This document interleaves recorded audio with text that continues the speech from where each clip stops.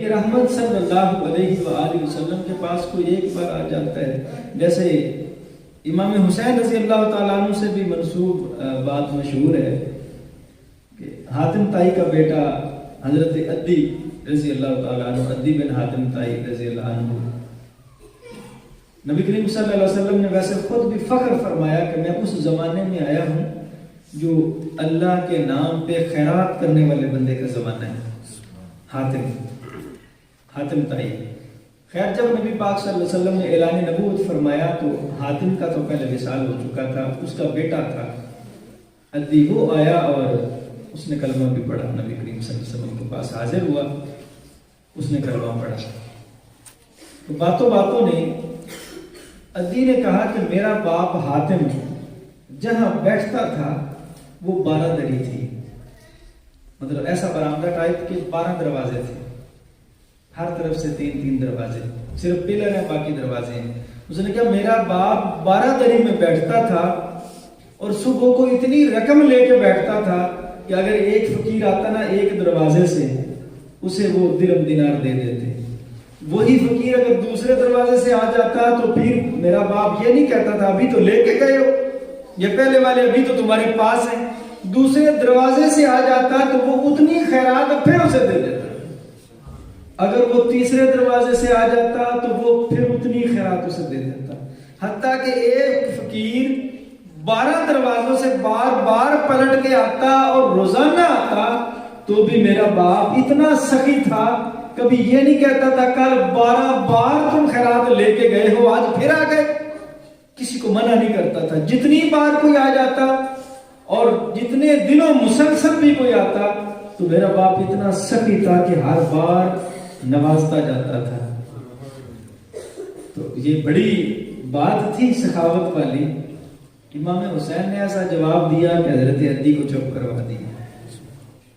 حضرت عدی بن حاتم طائی رضی اللہ تعالیٰ عنہ کو حضرت امام حسین نے فرمایا بس اتنی سی خیرات کی بات تھی تمہارے باپ کی؟ اس نے کہا جی ایسے ہی تھا. حضرت امام حسین نے فرمایا پھر دیکھ میرے نانا کے پاس ایک بار فقیر آتا ہے دوبارہ زندگی پر اسے ضرورت ہی نہیں پڑتی. میرے نانا ایسے سخی ہیں ان کے پاس سوالی ایک بار زندگی میں آتا ہے پھر دوبارہ اسے مانگنے کی ضرورت نہیں پڑتی، وہ خود ہی سخی بن جاتا ہے. اور تیرے باپ کے پاس تو اسے روزانہ آنا پڑتا ہے اور بار بار آنا پڑتا ہے. میرے نانا ایسے ضرورت پوری کرتے ہیں کہ پھر پلٹ کر اسے آنے کی ضرورت بھی نہیں رہتی. تو نبی رحمت صلی اللہ علیہ وآلہ وسلم اگر خیرات کرنے کے لحاظ سے دیکھیں تو حضور سے بڑھ کر اللہ کی مخلوق میں کسی نے خیرات ہی نہیں کی.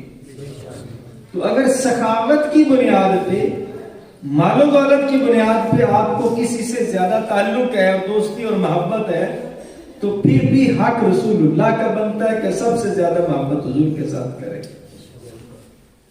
حسن ہے تو وہ آپ سراپا حسن ہے.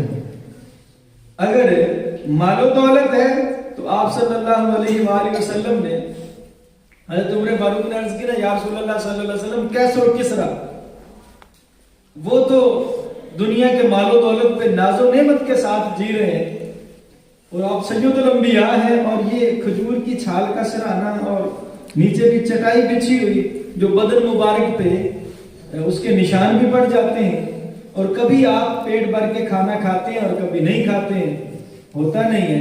آپ نے فرمایا عمر اصل میں اگر میں چاہوں نا تو میرے رب نے مجھے پیشکش کی ہے. میرے رب نے مجھے کہا ہے کہ محبوب اگر آپ چاہیں تو اور پہاڑ سونا بنا دوں. چھوٹا موٹا ہم سے تو تولا آدھا تولا نہیں خریدا جاتا. حضور فرماتے ہیں میرے رب نے مجھے پیشکش کی ہے کہ اگر محبوب اگر آپ چاہو تو اود پہاڑ سونے کا بنا دوں اور سونا بھی ایسا اود پہاڑ تو پر لگ جائیں گے، جہاں جہاں آپ جائیں گے اود ساتھ ساتھ پھرا کرے گا. اود پہاڑ ساتھ ساتھ آپ کے چلا کرے گا سونے کا بن کے. جہاں آپ کو ضرورت ہو، جس امتی کو، جس غریب کو، فقیر کو نوازنا ہو، جتنا مرضی کاٹے سونا اس کو ادا کرتے. اود پہاڑ سونے کا بھی بنے گا، پر بھی لگ جائیں گے، آپ کے ساتھ ساتھ رہے گا. حضور نے فرمایا، حضرت عمر سے، حضرت عائشہ سے بھی روایت ہے کہ حضرت عائشہ کو بھی آپ نے فرمایا عائشہ میں نے پھر کہا نہیں، اللہ نے تو پیشکش کی ہے کہ وہ پہاڑ سونے کا بنا دوں، کہ میں نے رب کی بارگاہ میں عرض کی باری تعالیٰ نہیں، میں پسند کرتا ہوں کہ ایک دن کھانا کھاؤں ایک دن بھوکا رہوں، میرا فقر اختیاری ہے۔ میں نے کہا باری تعالیٰ میں کبھی کھانا کھاؤں کبھی نہ کھاؤں، اوت پہاڑ کا سونا میرے لیے نہ بنا۔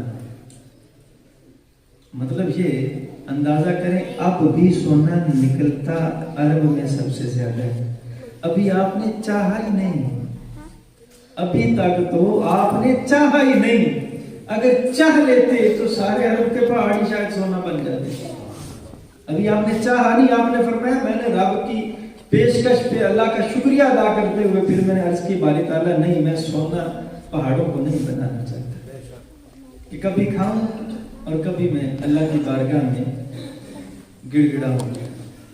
تو نبی کریم صلی اللہ علیہ وآلہ وسلم جب نوازتے تھے تو پھر اتنا نواز دیتے تھے کہ کبھی اس کو دوبارہ ہاتھ پھیلانے کی